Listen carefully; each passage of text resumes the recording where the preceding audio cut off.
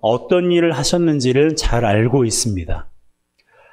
예수님께서는 우리의 죄를 위해 십자가에 죽으셨고 우리를 의롭다 하시기 위해 3일 만에 부활하셨습니다. 그리고 부활하신 뒤 40일 동안 제자들과 함께 계시면서 말씀을 전하셨고 그 후에 하늘로 올라가셨어요. 그것이 육신으로 이 땅에 오신 예수님의 마지막 모습이었습니다. 그렇다고 영원한 작별은 아니에요. 하늘로 올라가신 것이 육신의 마지막 모습이지만 그분은 영으로서 다시 이 땅에 오셨기 때문이에요. 그분이 바로 성령이십니다. 성령이란 거룩한 영이라는 뜻으로 예수의 영, 하나님의 영으로도 불리는데요. 사도행전 16장 6절과 7절 말씀 함께 읽겠습니다. 시작. 성령이 아시아에서 말씀을 전하지 못하게 하시거늘 그들이 부르기아와 갈라디아 땅으로 다녀가 무시아 앞에 이르러 비두니아로 가고자 애쓰되 예수의 영이 허락하지 아니하시는지라. 6절에 보면 성령이 말씀을 전하지 못하겠다고 기록하고 있고요. 7절에는 예수의 영이 허락하지 않았다고 기록하고 있습니다. 이로써 우리가 알 수 있는 건 뭐예요? 성령과 예수의 영은 같은 의미구나, 같은 뜻이구나 라는 것을 알 수 있어요. 또한 성령은 하나님의 영입니다.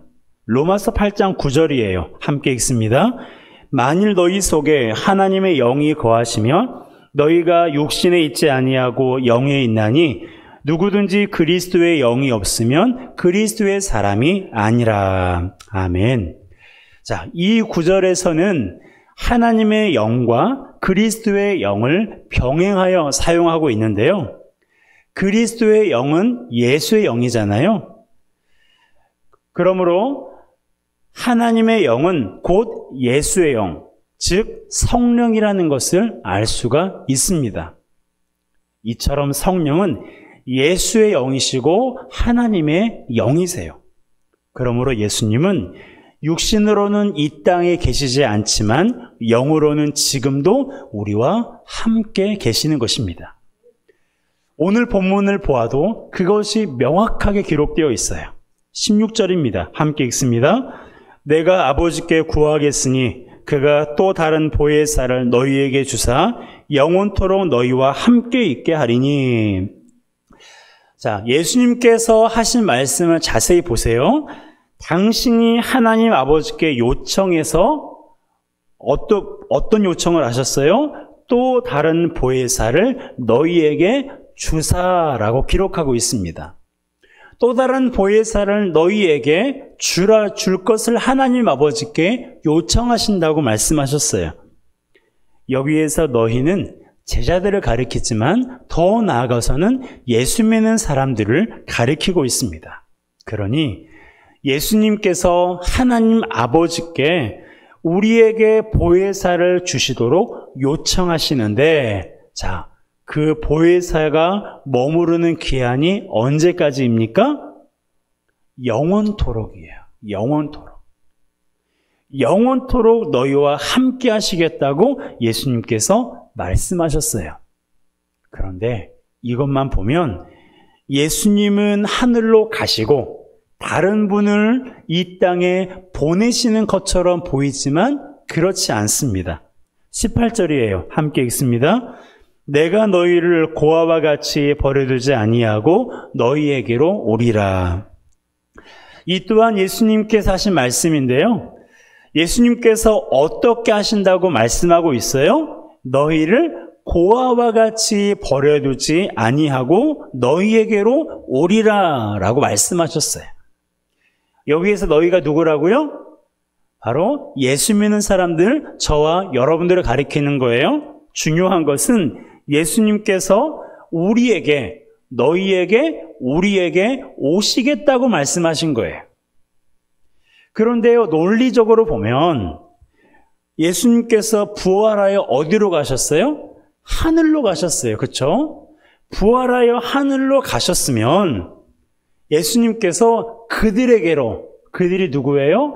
하늘에 있는 천사들과 이미 예수 안에서 죽은 자들이에요. 그들에게로 가리라 라고 말씀하시는 것이 옳은 표현입니다. 하지만 예수님은 그들에게로 가리라고 말씀하지 않으시고 너희에게로 오리라고 말씀하셨어요.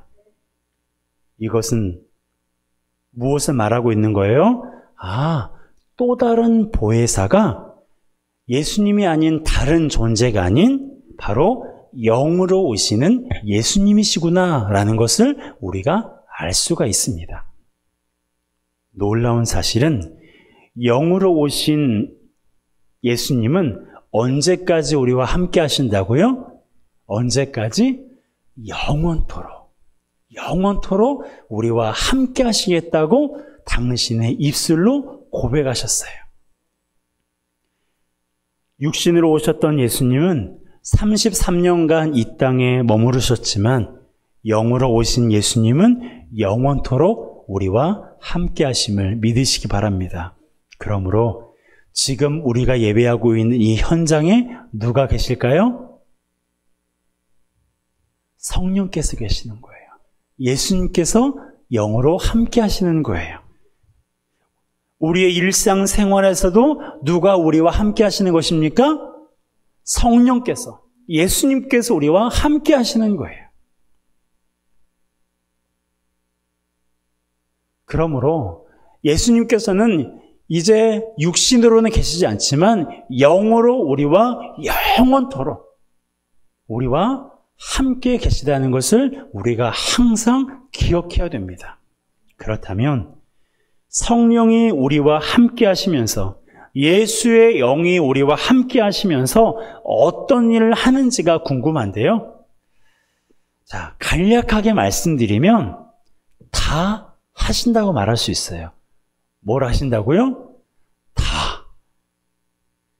믿음에 관한 일은 모두 성령이 하시는 거예요. 우리가 사도신경으로 신앙을 고백하는데요. 거기에 보면 성령을 믿사오며 라는 구절이 있는데요. 자, 같이 읽어볼까요? 시작. 성령을 믿사오며 거룩한 공예와 성도가 서로 교통하는 것과 죄를 사하여 주시는 것과 몸이 다시 사는 것과 영원히 사는 것을 믿사옵나이다. 아멘. 여러분, 쭉 열거되는 이 항목들 속에 성령님이 개입하고 계심을 믿습니다라는 의미가 내포되어 있는 구절이 뭐예요? 성령을 믿사오며입니다. 이 고백이에요. 성령님이 무엇을 개입하고 계세요? 거룩한 공회를 개입하고 계세요. 거룩한 공회란 교회를 말하는데요. 성령님은 교회를 세우시고 교회를 가꾸시고 교회를 완성시키시는 분이세요. 또한 성도가 교제하고 죄를 용서받는 것, 몸의 부활과 영생에 관한 그 모든 것을 개입하시는 분이 누구십니까? 성령님이세요. 그러기에 우리는 예배 시간마다 성령을 믿사오며 라고 고백하고 있는 거예요. 그러니 성령이 아니고서는 신앙생활 자체를 할 수가 있습니까? 없습니까? 없어요. 예수 믿는 것부터 시작해서 천국에 가는 것까지 모두 다 성령이 주관하시는 거예요. 우리가 이렇게 주일 아침에 하나님을 예배하는 것도 성령께서 하시는 일이에요. 죄를 깨닫게 하시고 회개하시는 일, 형제를 위해서 기도하고 돌보는 이 모든 일을 성령께서 하시는 것입니다. 그러니 오늘 우리 전도사님께서 1년 6개월 만에 오셨는데 이 일을 섬기도록 그 마음 가운데 세 분의 권사님에게 부어주신, 그 마음을 부어주신 분이 누구세요? 성령님이세요. 이것을 다시 말하면 성령은 우리로 하여금 하나님의 말씀대로 살게 하신다고 말할 수 있는 거예요. 그래서 성경은 성령을 가리켜서 진리의 영이라고도 말하고 있습니다. 17절이에요. 함께 읽습니다. 그는 진리의 영이라 세상은 능히 그를 받지 못하나니 이는 그를 보지도 못하고 알지도 못함이라. 그러나 너희는 그를 아나니 그는 너희와 함께 거하시며 또 너희 속에 계시겠음이라. 아멘. 여러분, 성령을 가리켜서 성경은 예수의 영, 하나님의 영이라고도 말하고 또한 진리의 영이라고도 말해요. 여러분, 진리가 무엇입니까? 요한복음 17장 17절에 보면 이렇게 기록하고 있어요. 그들을 진리로 거룩하게 하옵소서. 아버지의 말씀은 진리니이다. 이것은 예수님께서 기도하신 내용인데요. 예수님께서는 하나님 아버지의 말씀이 진리라고 말씀하셨어요. 그러므로 성령이 진리의 영이라고 말하는 것은 성령께서 우리로 하여금 하나님의 말씀대로 살도록 이끄시는 것을 의미하는 것입니다. 그러므로 우리가 할 일은 뭐예요? 성령께서 이끄시는 대로 따라가는 거예요. 성령께서 우리로 하여금 하나님의 말씀대로 살도록 맨 앞에서 우리를 이끌고 계시는데 우리는 그분의 뒤를 쫄래쫄래 따라가면 되는 거예요. 그것이 신앙생활입니다. 마치 엄마 오리를 뒤따라가는 아기 오리들처럼 말이죠. 사진을 한번 보시겠어요? 여러분, 아기 오리들은 엄마 오리를요, 필사적으로 따라가요. 엄마 오리를 따라가야만 먹이를 얻을 수 있고 안전하다고 생각하기 때문에 엄마 오리만 쫄래쫄래 따라가는 겁니다. 여러분, 이 모습이 어떤 모습일까요? 우리가 성령을 따라가는 모습이에요. 엄마 오리가 아기 오리를 이끌고 있는 것처럼 성령께서 우리를 이끌고 계시고 우리는 그 뒤를 따라가는 것이 신앙생활이에요. 여러분, 성령은 하나님의 영으로서 그분의 생각을 아시고 그분의 뜻을 알고 계세요. 그러니 우리가 성령이 이끄시는 대로 따라가면 하나님의 말씀대로 살 수 있는 거예요.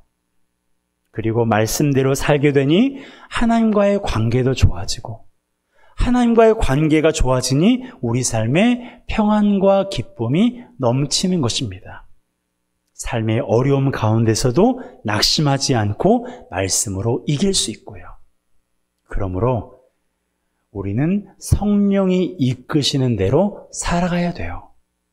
내 생각과 느낌이 아닌 성령이 이끄시는 대로 살아가는 저와 여러분 되시기를 주님의 이름으로 축복합니다. 그렇다면 이제 한 가지 문제만 해결되면 돼요. 우리가 따라가야 할 성령님이 어디 있느냐입니다. 그런데 문제가 있죠. 그분은 영으로 존재하기 때문에 보이지 않는다는 거예요. 보이지 않으니까 그분이 어디 계시는지 알 수 없을 것 같죠? 그런데 그게 아니에요. 너무나도 분명하게 알 수 있어요. 성령님은 바로 우리 안에 계십니다. 자, 17절 하반절 함께 읽습니다. 그는 너희와 함께 거하시며 또 너희 속에 계시겠음이라. 성령님이 어디에 계신다고요? 우리 속에 계세요. 우리 안에 계십니다. 그것을 알 수 있는 가장 간단하고 확실한 방법이 있어요. 제가 두 가지 질문을 드릴 거예요. 이 질문에 여러분이 네 혹은 아멘이라고 하면 성령님께서는요, 여러분 안에 계시다는 증거예요. 자, 첫 번째 질문입니다. 당신은 예수님께서 당신의 죄를 사하시기 위해 십자가에 죽으시고 부활하신 것을 믿으십니까? 두 번째 질문입니다. 당신은 하나님을 아버지라고 부를 수 있습니까? 여러분이 이 두 가지 질문에 아멘, 네라고 대답했다면 그것은 성령님이 여러분 안에 계시다는 증거예요. 왜냐하면 사람은요, 성령이 아니고서는 예수 그리스도의 죽으심과 부활하심을 믿을 수가 없어요. 성령이 아니고서는 보이지 않는 하나님을 가리켜서 아버지라고 부를 수도 없습니다. 교회를 다니는 사람들은 다 하나님을 아버지라고 부를 수 있을 것 같죠? 아니요. 교회 다니면서도 하나님을 아버지라고 부르지 않는 사람들이요, 얼마나 많은지 몰라요.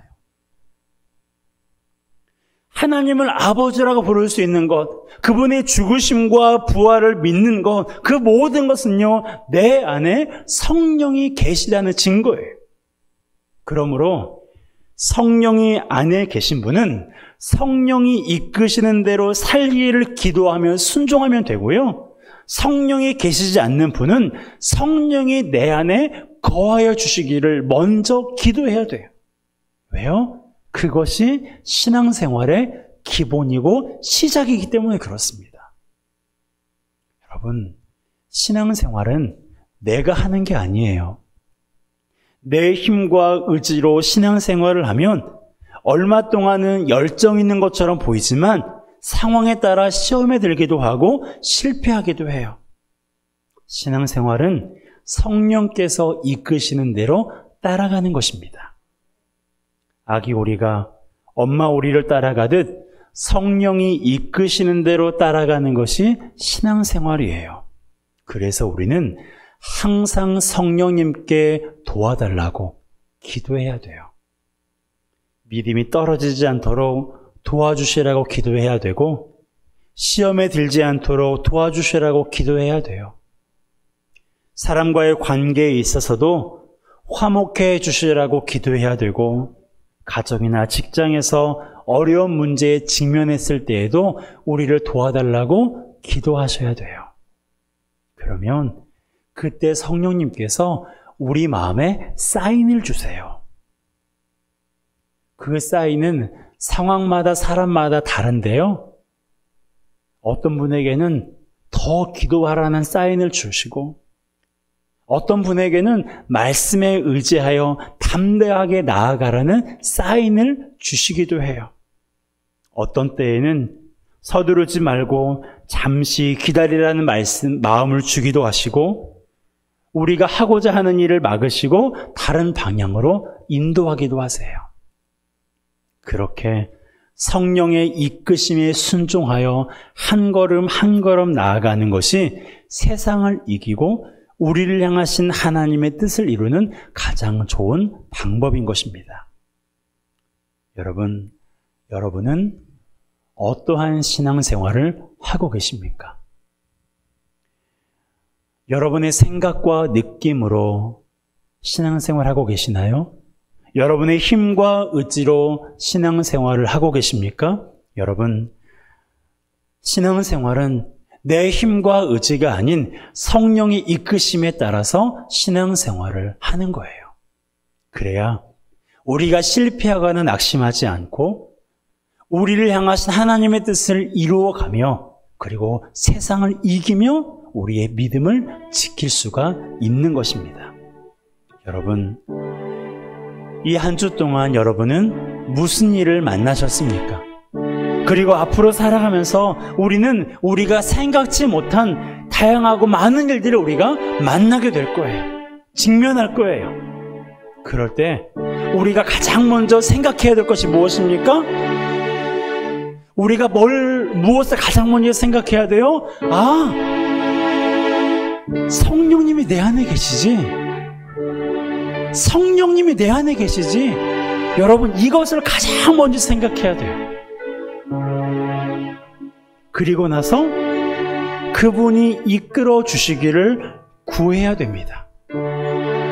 우리가 어떤 문제를 만나고 어떤 상황에 직면할지라도 우리는 가장 먼저 성령 하나님께서 우리 안에 거하시고 그분이 우리의 삶을 이끌어 주시고 내가 지금 직면하고 있는 문제를 이끌어 주시기를 위해서 기도해야 돼요. 그리고 성령께서 사인을 주시면 그 사인대로 순종하는 것이 바로 우리가 세상을 이기고 하나님의 말씀대로 살 수 있는 방법인 것입니다. 여러분, 성령 하나님께서는 우리 안에 계십니다. 아멘. 성령님은 우리 안에 계세요. 우리가 말씀에 순종할 때에만, 우리가 그분의 말씀대로 순종할 때만 우리 안에 계시는 분이 아니라 한번 우리 안에 들어오신 성령 하나님께서는 우리가 순종하는 것에 개념치 않으시고 언제나 우리 안에 거하셔서 우리를 도우시고 우리를 하나님의 말씀으로 이끌어 주십니다. 이 한 주간 그리고 우리의 삶 가운데 무슨 일을 만나더라도 가장 먼저 생각하시기 바랍니다. 성령이 내 안에 계시구나. 그분이 우리의 삶을 이끌어 주시고 그분의 사인에 온전히 순종하는 우리 모두가 되시기를 주님의 이름으로 축복합니다. 그렇게 하면 세상을 이길 수 있어요. 아멘이십니까? 성령에 이끌려 살아가면 세상을 이길 수 있어요. 우리를 향하신 하나님의 말씀대로 살아갈 수가 있습니다. 그것이 여러분의 소원이지 않습니까? 그것이 우리 예수 믿는 사람들의 소원이고 바람이잖아요. 말씀대로 사는 것, 말씀대로 사는 것. 말씀대로 살지 못해서 마음 아프고 말씀대로 살지 못해서 하나님 앞에 죄송할 때가 얼마나 많습니까? 내 힘으로 살려고 하다 보니까 넘어지는 거예요. 내 의지로 하려고 하다 보니까 실패하는 거예요. 이제부터라도 내 힘과 의지가 아니야, 내 생각과 느낌이 아닌 우리의 삶을 이끄시는 성령 하나님의 이끄심에 순종하는 저와 여러분 되시기를 주님의 이름으로 축복합니다. 함께 찬양하겠습니다. 주님 말씀하시면